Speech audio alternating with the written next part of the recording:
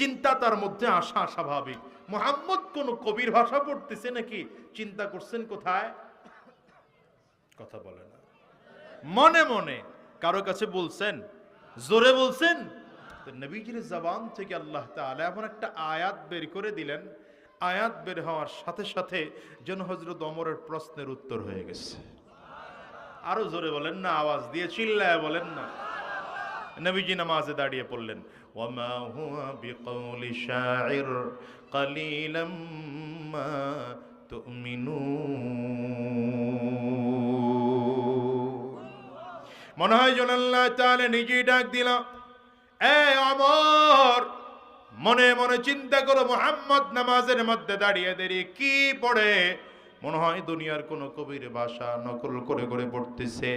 না না আমর রে, না না, আমার নবী যা যা তিলাওয়াত করে এটা দুনিয়ার কোন কবির ভাষা না। হযরত ওমরের চিন্তা আরো বেড়ে গেল। ঘটনা কি? চিন্তা করলাম মনে মনে, মুহাম্মদ নামাজে দাঁড়িয়ে প্রশ্নের উত্তর দিয়ে দিল, তাহলে মুহাম্মদ মনে হয় গণক। এটা একটা ভাষা, গালি ছিল আর কি। আমার নবীকে মক্কার কাফিররা এই কিছু গালি দিত। কেউ তো বলতো পাগল, কেউ বলতো জাদুকর, কেউ বলতো গণক, কেউ ছিল কবি। এগুলো গালি ছিল আমার নবীর ব্যাপারে। দেখেন না এখনো হুজুরদের গালি দেয়। আমার কথা বলে না তো? একদল আছে না হুজুরদের দেখলেই গালি দেয়। গালি দিয়ে লাভ কি বাবা? আলেমদেরকে গালি দিয়েন না, বরঞ্চ আলেমদের ভুল থাকলে পারলে ধরায় দেন। আর যদি না থাকে তাহলে আলেমদের কাছে আসেন, নিজের জীবনটা পরিবর্তন করেন, কাজে লাগবে। আসতে বলে তো, জোরে বলেন। হযরত ওমর মনে মনে চিন্তা করতেছেন, তাইলে মুহাম্মদ মনে হয় গণক, নয়তো আমার মনের কথা মুহাম্মদ বলল কেমন করে? নবীজি আবার আরেকটা আয়াত পড়েছেন, এমন এক আয়াত যে আয়াত পড়ার সাথে সাথে এই প্রশ্নের উত্তর হয়ে গেছে। ওয়ালা বিকাউলি কাহিন কালিলাম মা তাযাক্কারুন। মনে হয় যেন আমার আল্লাহ তাআলা ডেকে বলে, আরে ওমর, নামাজের মধ্যে দাঁড়িয়ে আমার হাবিব দুনিয়ার কোন কবির ভাষা তো নয়, এমনকি দুনিয়ার কোন গণকের ভাষাও বলে না। হযরত ওমর মনে মনে চিন্তা করেন, তাইলে আমি আরো টেনশনে পড়ে গেলাম। তাহলে আমার মুহাম্মদ নামাজের মধ্যে দাঁড়িয়ে যা যা তিলাওয়াত করে, এই তিলাওয়াতকৃত আয়াতগুলো, কালামগুলো কে নাজিল করেছে, কার নাজিলকৃত? নবীজি আবার সামনে আরেকটা আয়াত পড়েন, তানজিলুম মির রাব্বিল আলামিন। আল্লাহ তাআলা নিজেই জবাব দিচ্ছেন, আমার হাবিব নামাজের মধ্যে দাঁড়িয়ে যা যা তিলাওয়াত করে এটা দুনিয়ার কোনো কবির ভাষাও না, দুনিয়ার কোনো গণকের ভাষাও না। আমর রে, আমার হাবিবের উপরে নাজিলকৃত এই কোরআন আমি আল্লাহ নিজে নাজিল করেছি। হযরত ওমরের মনে মনে এবার চতুর্থ প্রশ্ন, তাইলে মনে হয় মুহাম্মদ নিজের থেকে কিছু কথা বানায় বানায় কোরআনের মধ্যে দিয়ে চালিয়ে দেয়। কিছু কথা আল্লাহ পাকের, কিছু কথা মনে হয় মুহাম্মদের। আল্লাহ তাআলা আবার আয়াত নাজিল করে আমার নবীর জবান থেকে আবার সুন্দর করে কথা বের করে দেয়, ওয়ালাউ তাকাওয়ালা আলাইনা বা'দাল আকাবিল লাআখাযনা মিনহু বিল ইয়ামিন সুম্মা লাকাতা'না মিনহুর ওয়াতিন। হযরত ওমরের জবাব আবার আল্লাহ তাআলা চমৎকার করে দিয়ে দেয়। আর মনে হয় যেন আল্লাহ তাআলা ডেকে বলেন, রে আমর, আমার হাবিব যদি নিজের থেকে একটা কথা বানাইয়া কোরআনের মধ্যে নিজের মতো করে চালায়া দিত, আমি আল্লাহ তাআলা মুহাম্মদুর রাসূলুল্লাহর হাতকে চেপে ধরতাম আর মুহাম্মদের কণ্ঠনালীকে কেটে জমিনের মধ্যে ফেলে দিতাম। হযরত ওমর বলেন, এই আয়াতের তিলাওয়াত শোনার পরে সেদিনই আমার মনে চেয়েছে আমি কালিমা পড়ে মুসলমান হয়ে যাব, কিন্তু না, শয়তান আমাকে ধোঁকা দিয়ে ইসলাম থেকে দূরে সরিয়ে রেখেছে। কিন্তু যেদিন দেখলাম আমার বোন আর বোন জামাই কালিমা পড়ে মুসলমান হয়েছে, তাদের জবান, তাদের হাতের মধ্যে কোরআনের পৃষ্ঠা লেখা দেখলাম, আর সেখানে যখন পড়তে পড়তে পড়া শুরু করলাম, ইন্নানি আনাল্লাহ লা ইলাহা ইল্লা আনা ফা'বুদনি ওয়া আকিমিস সালাতা লিযিকরি। হযরত ওমর বলেন, এই আয়াত তিলাওয়াত শোনার পরে আর নিজেকে দেরি করে রাখতে পারলাম না, হাজির করে দিলাম নবীজির সামনে। আমার নবীর হাতে হাত দিয়ে কালিমা পড়ে হযরত ওমর মুসলমান হয়ে গেলেন। এবার আপনাদের কাছে প্রশ্ন করি, বুঝে শুনে উত্তর দেন। কোরআনুল কারীম কার কালাম? চিল্লায়ে জোরে আওয়াজ করে বলেন। আঙ্গুল উঁচা করে চিৎকার করে জোরে বলেন, কোরআন কার কালাম? কোরআনুল কারীম কে নাজিল করেছে? চিল্লায়ে বলেন না। এটা কোরআনের উপরে আমাদের এক নম্বর হক। কোরআন যে আল্লাহ পাকের কালাম, এর মধ্যে কোনো সন্দেহ নাই, এটা বিশ্বাস করতে হবে। দ্বিতীয় নম্বর, কোরআনের প্রতি আমাদের হক হলো বেশি বেশি কোরআনুল কারীম তেলাওয়াত করতে হবে। যদি হাফেজে কোরআন হই তাহলে অন্তত প্রতিদিন 5 পারা তেলাওয়াত করতে হবে। যদি হাফেজে কোরআন না হই, অন্তত ভালো কোরআন পড়তে পারি তাহলে 2 পারা। যদি ভালো কোরআন পড়তে না পারি, মোটামুটি কোরআন পড়তে পারি, তাহলে অন্তত 1 পারা তেলাওয়াত করা দরকার। এই যে বললাম মুসলমান, রমজান মাস এসেছে, আপনি একটু আগে আগে উঠেন না, তাহাজ্জুদ নামাজের মধ্যে দাঁড়ায়া হাফেজে কোরআন হলে তাহাজ্জুদ নামাজে 1 পারা তেলাওয়াত করেন। আবার সাহারি খাওয়া শেষ হয়ে গেল, এশার আপনি ফজরের নামাজ পড়ে ফেললেন, ঘুমানোর আগে আরেক পারা তেলাওয়াত করে ফেলেন। ইফতার করতে বসেছেন, দুনিয়ার কথাবার্তা বাদ দিয়ে 1 পারা তেলাওয়াত করেন। আবার তারাবি নামাজের মধ্যে দাঁড়িয়ে আরেক পারা তেলাওয়াত করেন। এমন করে আপনি যদি প্রতিদিন 3, 4, 5 পারা করে তেলাওয়াত করতে পারেন, রমজান মাস শেষ হয়ে যাবে, আপনার 2, 4, 5 খতম কোরআন পড়া হয়ে যাবে। আমাদের দেশে কোরআন তেলাওয়াত নাই। যুবকদের মোবাইলে খুঁজলে দেখবেন সবগুলো গান ডাউনলোড করা। আমার কথা কয় না? সবার মোবাইলগুলো খুঁজলে দেখবেন ইউটিউবের মধ্যে সার্চ করলে কোরআন তেলাওয়াতের সার্চ পাওয়া যায় না। মাঝে মাঝে হামদ শুনবে, নাচ শুনবে, এগুলোর খবর নাই। যুবকরা খালি বসে আছে, একের পর এক কোন গান নতুন আসতেছে। কথা কয় না? বাংলা কোনটা নতুন বের হলো, হিন্দি কোন গানটা নতুন বের হলো, ইংলিশ কোন গানটা নতুন বের হলো। যুবকরা এটা ভালো বুঝে। কোন খেলোয়াড়ের খেলা কেমন এটাও যুবকরা ভালো বুঝে, কোন খেলোয়াড়ের পোশাক কেমন এটাও যুবকরা ভালো বুঝে। কিন্তু যুবক, তোমার মোবাইলে কোরআন নাই, এটা আফসোস হওয়ার কথা। মুসলমানের মোবাইলে কোরআন থাকবে না, এটা হতে পারে নাকি? কথা কন না? আশ্চর্যের কথা শুনলেন না? আশ্চর্যের কথা শুনলেন। মুসলমান একদিনও, মাসের মধ্যে একদিন কোরআন ধরে না, এটা হতে পারে না। মুসলমান প্রতিদিন কোরআন পড়বে। কি কথা বলেন না কেন? কিছু কোরআন পড়ো, মাঝে মাঝে হাদিস পড়ো, মাঝে মাঝে আলেমদের বয়ান শোনো, ভালো ভালো মুফাসসিরদের বয়ান শোনো। সময় আছে তো মাঝে মাঝে হামদ শোনো, নাচ শোনো, দিল নরম হবে। গান শোনো না, গান শোনো না। যত বেশি গান শুনবা কলিজা নষ্ট হয়ে যাবে। জোরে বলেন ঠিক না? হ্যাঁ, কত চমৎকার চমৎকার গান আছে, কত চমৎকার গজল আছে মিয়া। উর্দু গজল আছে, বাংলা আছে, এগুলো শোনো না বৈশা বৈশা। কোরআন তেলাওয়াত রাখো না তোমার মোবাইলে। নাই তো আবার যুবকদেরকে বলবো আছে এগুলো? নাই নাই নাই, খুঁজলে দেখে নাই। এখানে যে যুবকরা, এরা তো মাশাআল্লাহ ভালো, এই জন্য টুকটাক 2-4 জন পাবেন। সমাজের যেই যুবকের সাথে হুজুরের সম্পর্ক নাই, ওদের অবস্থা কত মারাত্মক। আপনাদের আওয়াজে আমি সন্তুষ্ট না, জোরে বলেন। কোরআন তেলাওয়াতে মজা নাই? আপনি দাঁড়ান না আপনার ইমামের পেছনে, দেখবেন একরকম মজা। এখান থেকে আপনি একটু শহরে যাবেন, এটা কিশোরগঞ্জের মধ্যে তো না, নিকলি। আপনি নিকলি প্রপারে চলে যাবেন, ইমাম সাহেবের পেছনে নামাজ পড়বেন, তিলাওয়াতে আরেক রকম মজা। একই সূরা ফাতিহা, একই সূরা ফাতিহা, কি তিলাওয়াতে মজা আছে না? সেখান থেকে আপনি যদি ভৈরব যান, তিলাওয়াতে আরেক মজা। ঢাকায় যাবেন, তিলাওয়াতে আরেক মজা। নরসিংদী যাবেন, তিলাওয়াতে আরেক মজা। ঢাকার এক এক মসজিদে নামাজ পড়বেন, এক এক মসজিদের তিলাওয়াতে এক এক রকম মজা। যদি আল্লাহ তাআলা আপনাকে মদিনাতুল মুনাওয়ারায় যাওয়ার তৌফিক দেয়, ইমাম সাহেবের পেছনে দাঁড়িয়ে নামাজ পড়বেন, আরেক মজা। বাইতুল্লাহ যদি আল্লাহ কোনোদিন যাওয়ার তৌফিক দেয়, তো কাবার ইমাম শেখ আব্দুর রহমান আস-সুদাইসের পেছনে নামাজ পড়বেন, মনে হয় যেন আসমান থেকে এখনই আল্লাহ তাআলা আয়াত নাযিল করতেছেন। যুবক, কি দিয়ে তোমারে বুঝাবো বলো?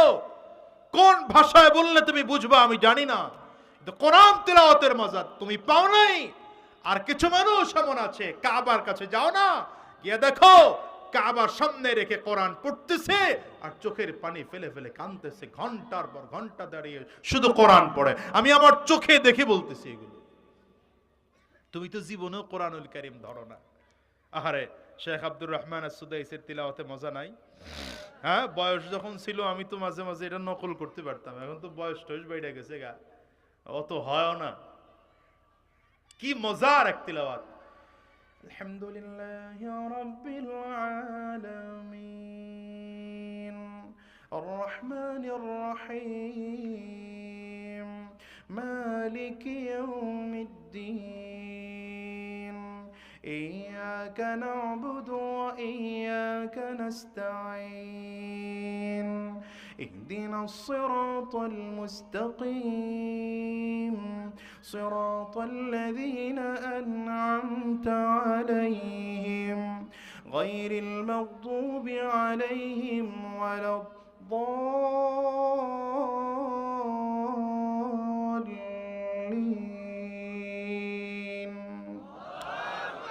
শেখ সুরাইমের কণ্ঠে আরো মজা, মনে হয় যেন শুধু তিলাওয়াতই শুনি দাঁড়ায় দাঁড়ায় ঘন্টার পরে ঘন্টা।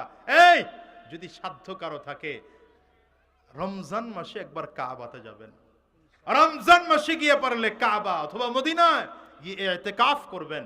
ইমামদের তিলাওয়াতে কত মজা, মজা কাকে বলে বুঝবেন এটা। শেখ সুরাইম যখন তিলাওয়াত করেন কত ঠান্ডা কণ্ঠের তিলাওয়াত। আলহামদুলিল্লাহি রাব্বিল আলামিন আর রহমানির রহিম মালিকি ইয়াউমিদ্দিন ইয়্যাকা না'বুদু ওয়া ইয়্যাকা নাস্তাঈন ইহদিনাস সিরাতাল মুস্তাকিম সিরাতাল লাযীনা আন'আমতা আলাইহিম গায়রিল মাগদুবি আলাইহিম ওয়ালাদ-দাল্লিন।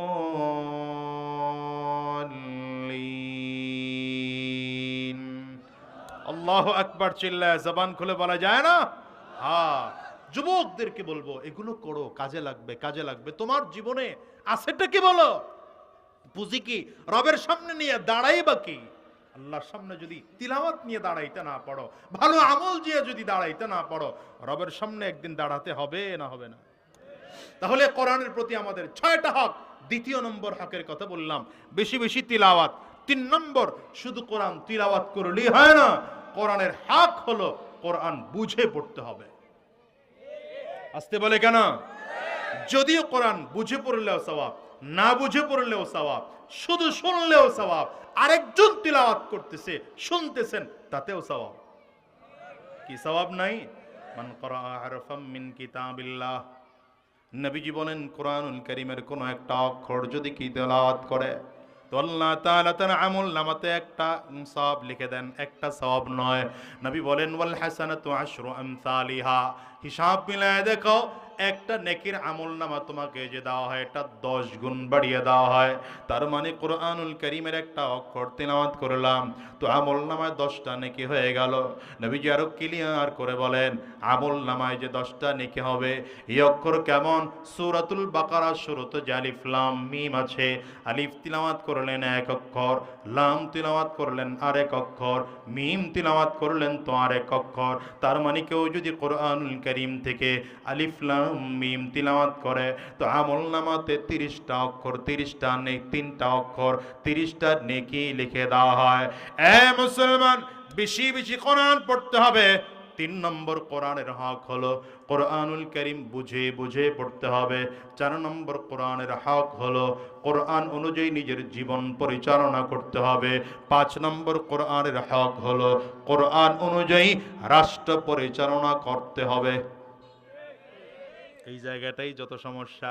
হুজুর এতক্ষণের ওয়াজ ভালো ছিল, এই ওয়াজটা ভালো লাগে নাই। কোরআন অনুযায়ী আবার রাষ্ট্র পরিচালনা করে কেমন করে? আমি বলবো কোরআন অনুযায়ী যদি রাষ্ট্র পরিচালনা করতে পারেন, খোদার কসম করে বলে গেলাম, এই দেশের মধ্যে দুর্নীতি থাকবে না, চাঁদাবাজি থাকবে না, সন্ত্রাসী থাকবে না, গোটা দেশটা সুন্দর হয়ে যাবে। চিল্লায় জোরে বলেন ঠিক কিনা? কয়টা হকের কথা বললাম? 5টা। 6 নম্বর হলো বেশি বেশি কোরআনের দাওয়াত দিতে হবে। বলেন, বেশি বেশি কোরআনের দাওয়াত দিতে হবে। যুবকদেরকে বলবো মুখস্থ করে যাও, কোরআনের প্রতি আমাদের হক কয়টা? 1 নম্বর কোরআনের উপরে ঈমান আনতে হবে, কোরআন যে আল্লাহ পাকের কালাম। 2 নম্বর বেশি বেশি কোরআন তিলাওয়াত। 3 নম্বর কোরআনুল কারীম বুঝে বুঝে পড়তে হবে। 4 নম্বর কোরআন অনুযায়ী নিজের জীবন গঠন করতে হবে। 5 নম্বর কোরআন অনুযায়ী রাষ্ট্র পরিচালনা করতে হবে। 6 নম্বর কোরআনের দাওয়াত বেশি বেশি দিতে হবে। এই জন্যই তো এখানে আসা। কেন আসছেন হুজুর?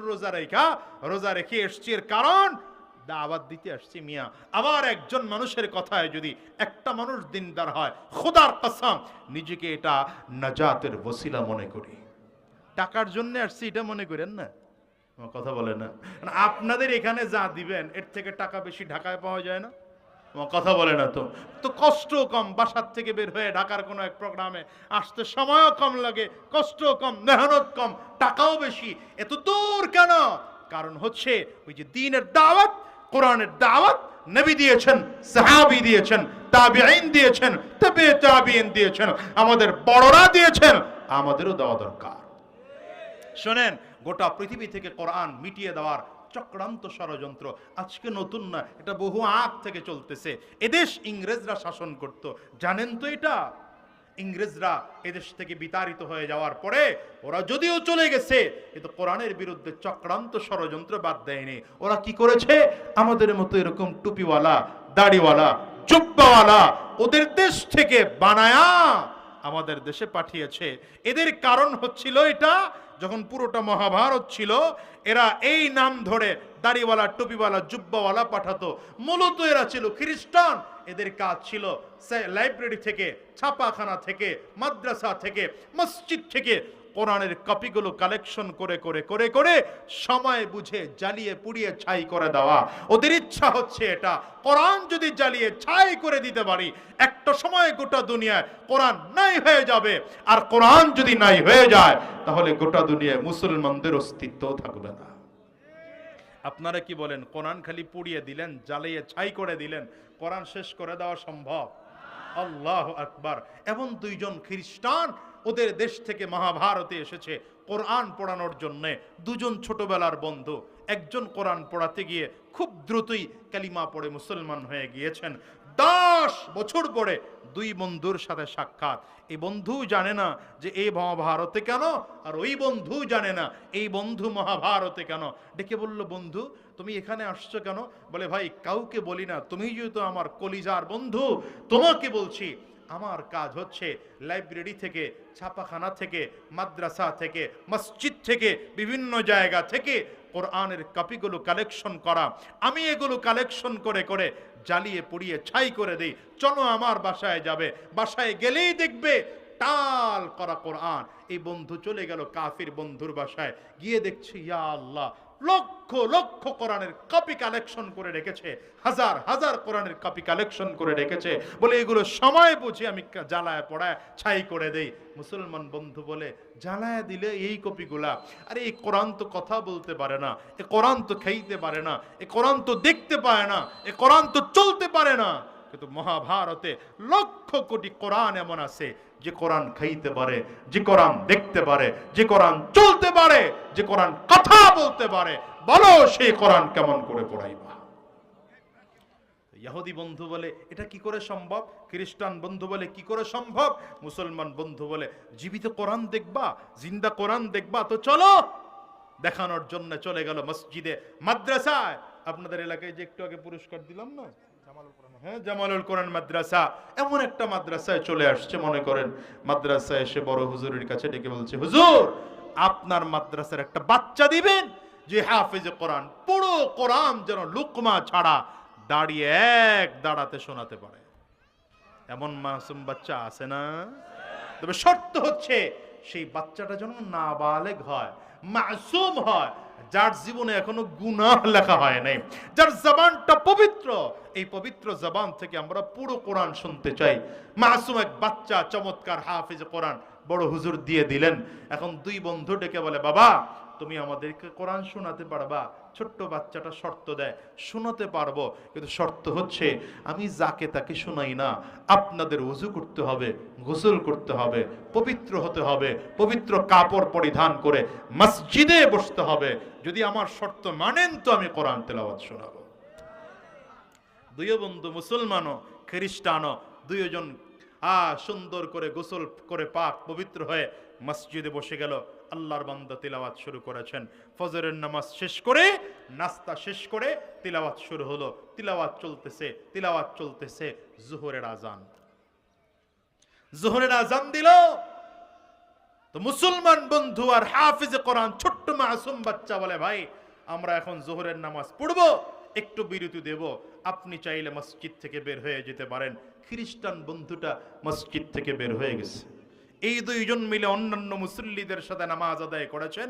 জোহরের নামাজ শেষ, খাওয়া দাওয়া করে আবার কোরআন তেলাওয়াত শুরু হয়েছে।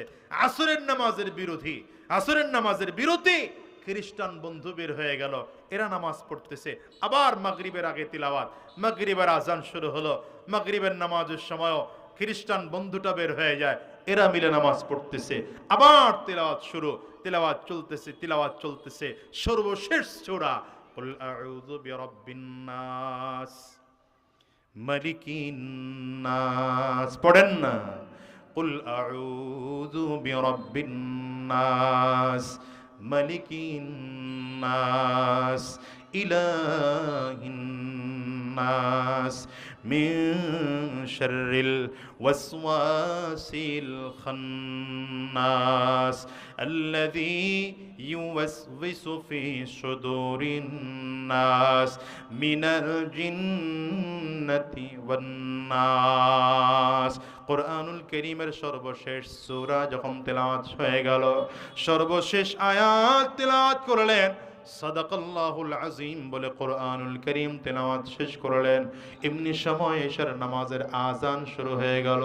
কলিজার টুকরা ছোট মাসুম বাচ্চাটা ডেকে বলে, ভাই রে এখন আমরা এশার নামাজ পড়বো, আপনি চাইলে মসজিদ থেকে বের হয়ে যেতে পারেন, নামাজ শেষ করে আপনার সাথে আমরা কথা বলবো। কোরআন তেলাওয়াত শুনলেন, লম্বা সময়।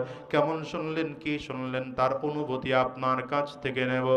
আপনি চাইলে আমার মসজিদ থেকে বের হয়ে যেতে পারেন।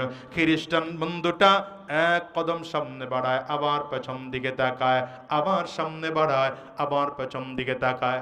চোখ দুটো পানি যেন জমে গেছে, গাল বেবে চোখ দিয়ে পানিগুলো জমিনের মধ্যে পড়তেছে। একবার সামনের দিকে কদম বাড়ায়, আবার তাকায় থাকে, আবার পেছন দিকে তাকায়, একদম দরজা পর্যন্ত চলে গেল। দরজার কাছে গিয়ে একটা দৌড় দিয়ে আবার চলে এসেছে মুসলমান বন্ধুর সামনে। দাঁড়ায় ডেকে বললেন, বন্ধু জোহরের নামাজ পড়লা, আমারে মসজিদ থেকে তোমরা বের হয়ে যেতে বললা। আসরের নামাজ পড়লা, আমারে মসজিদ থেকে বের হয়ে যেতে বললা। মাগরিবের নামাজ পড়লা, আমারে মসজিদ থেকে বের হয়ে যেতে বললা। এখন এশার আজান হয়ে গেল, তোমরা নামাজ আদায় করবা, আমাকে তোমরা মসজিদ থেকে বের হয়ে যেতে বলো। বন্ধুরে তোমাদের সাথে আমাকে কি নামাজের কাতারের মধ্যে দাঁড় করায় দেওয়া যায় না? বন্ধু নামাজ পড়ার জন্য আমি জানি মুসলমান হওয়া লাগে, আমি তো মুসলমান হওয়ার জন্য যা যা দরকার সবই তো আমার মধ্যে আছে। আমি তো গোসল করা অবস্থায় আছি, আমার শরীর এখন পবিত্র, আমার শরীর এখন পবিত্র, কাপড় পরিধান করা, আমার তো আর বের হতে মনে চায় না। আমার এই কালিমা পড়ায় দাও, মুসলমান বানায় দাও, আমিও তোমাদের সাথে দাঁড়িয়ে দাঁড়িয়ে সারা নামাজ আদায় করতে চাই। মুসলমান বন্ধুটা কালিমা পড়ায় দিলেন, মুসলমান হয়ে গেলেন, এশার নামাজে দাঁড়ায় গেলেন। নামাজের মধ্যে দাঁড়িয়ে মুসলমান বন্ধু খেয়াল করে অন্যান্য মুসল্লিদের সাথে নামাজ আদায় করে করে আল্লাহর বান্দা চোখের পানিগুলো ফেলে ফেলে কান্না শুরু করেছেন। পুরো মুসল্লি যেন তার কান্নার কারণে থরথর করে মসজিদটা কাঁপতেছে। নামাজ শেষ হয়ে গেলে মুসলমান বন্ধুর গলা জড়ায় ধরে কান্না করে আর বলে, বন্ধু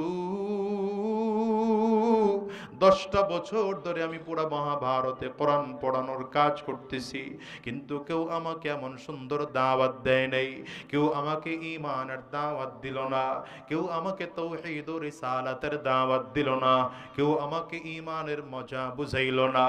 ঈমানের মধ্যে যে এত মজা, আরো আগে যদি জানতাম, আরো আগে কালিমা পড়ে মুসলমান হয়ে যাইতাম। আমার আর মসজিদ থেকে বের করে দিও না, চলো আমার বাসায়, চলো আমার বাসায় যত কোরআন আছে আর একটা কোরআনের কপিগুলোকেও আমি পড়াবো না। এই সব কপিগুলো দিয়ে আমরা দুজন বন্ধু মিলে মহাভারতের মধ্যে একটা মাদ্রাসা প্রতিষ্ঠা করব, যেখানে কোরআন পড়ানো হবে, গোটা দুনিয়ায় কোরআনের আলো ছড়িয়ে যাবে। এই কলেজের টুকরা যুবক তোমাদেরকে বলে যাই, শোনো, আজকের এই ময়দানটার মধ্যে আল্লাহ তাআলা যাদেরকে নিয়ে আসছে, আমি অনুরোধ করে বলে যাই, শোনো, নিজের জীবনটাকে পরিবর্তন করো, শয়তানি ধোঁকাবাজি ছেড়ে দাও, হারাম রাস্তায় চলা বন্ধ করে দাও, নিজেকে কোরআনওয়ালা বানায় ফেলো, কোরআনওয়ালাদের কাছে যাও, আলেমদের বিরোধিতা করো না, শয়তানি রাস্তায় চলো না। রমজান মাস বড় বরকতের মাস, বিশেষ করে এখন দ্বিতীয় দশক চলতেছে, মাগফিরাতের দশক চলতেছে। রবের সামনে দাঁড়ায় যাও, রাতের বেলায় তাহাজ্জুদ নামাজের মধ্যে দাঁড়ায় যাও। দেখো তো, তুমি জানো রমজান ছাড়া অন্যান্য মাসগুলোতে, অন্যান্য রাতে আমার আল্লাহ তাআলা রাতের শেষ ভাগে এসে বান্দাকে ডাকতে থাকেন, কিন্তু রমজান মাসে সূর্য ডুবে যাওয়ার সাথে সাথে আমার আল্লাহ তাআলা তার গোলামদেরকে ডেকে ডেকে বলতে থাকেন, আলা মিন মুস্তাগফিরিন ফাগফির আলা, আলা মিন মুস্তারজিকিন ফারজুকা, আলা মুবতালিন ফাউআফিয়া। তার গোলামদেরকে আল্লাহ তাআলা ডেকে বলেন, গোলাম কে আছো, মুসিবতের মধ্যে পড়ে গেছো, আমি আল্লাহর কাছে বলো, আমি আল্লাহ তাআলা তোমার মুসিবত দূর করে দেব। কে আছো বিপদের মধ্যে পড়ে গেছো, আমি আল্লাহ পাকের কাছে বলো, আমি আল্লাহ তোমার বিপদ দূর করে দেব। কে আছো রিজিকের অভাবের মধ্যে পড়ে গেছো, আমি আল্লাহ পাকের কাছে বলো, আমি আল্লাহ তোমার রিজিকের অভাব দূর করে দেব।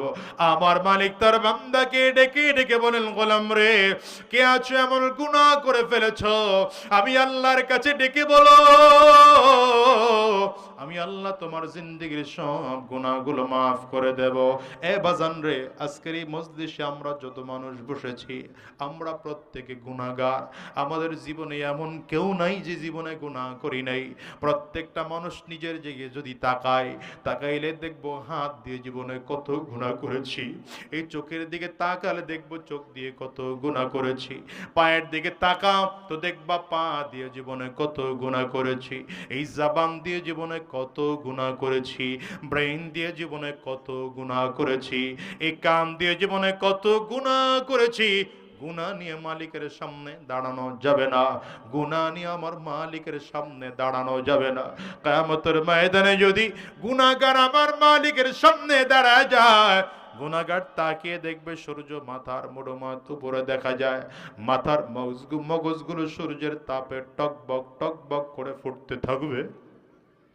মানুষগুলো যখন কিয়ামতের ময়দানে দাঁড়াবে, গুনাহগারের সামনে তাকায় দেখবে জমিনটা তামার দেখা যায়, ডান দিক থেকে জাহান্নামের আগুন ঘুরিম ঘুরিম আওয়াজ দিয়ে দিয়ে সামনের দিকে আগায়। গুনাহগার তাকিয়ে দেখবে বাম দিক থেকে জাহান্নামের আগুন ঘুরিম ঘুরিম আওয়াজ করে করে করে করে সামনের দিকে আগায়। পেছন দিক থেকেও জাহান্নামের আগুন সামনের দিকে আগায়, সামনের দিক থেকেও জাহান্নামের আগুন।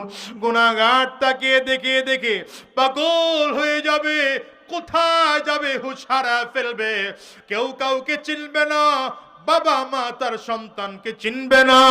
রব্বি কারীম বলেন ইয়াউমা ইয়াফিরুল মারউ মিন আখিহি ওয়া উম্মিহি ওয়া আবিহি ওয়া সাহিবাতিহি ওয়া বানিহি। রব্বি কারীম বলেন সেই দিনকার পরিস্থিতি এত ভয়ঙ্কর হবে, ভাই তার ভাইকে চিনবে না, বাবা মা তার সন্তানকে চিনবে না, বাবা মা তার সন্তানকে চিনবে না, বন্ধু তার বন্ধুকে চিনবে না, স্বামী তার স্ত্রীকে চিনবে না, স্ত্রী তার স্বামীকে চিনবে না। ও কলিজার টুকরো যুবক, আজকের এই ময়দানটার মধ্যে যারা এসেছো, হিসাব মিলায় দেখো দুনিয়াটা কয়দিনের বলো।